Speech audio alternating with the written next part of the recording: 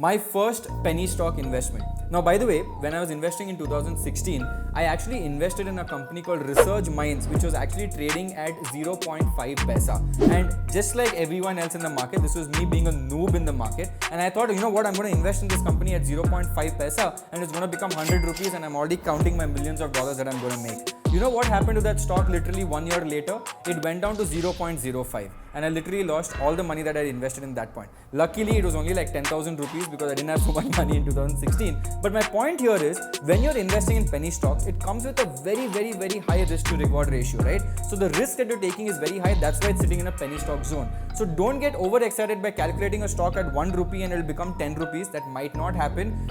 Think about why this company is a penny stock zone, and I want to understand from your perspective, if you've done the same thing that I've done, what is the penny stock that you have invested in? Put it in the comments below. I want to know this very seriously.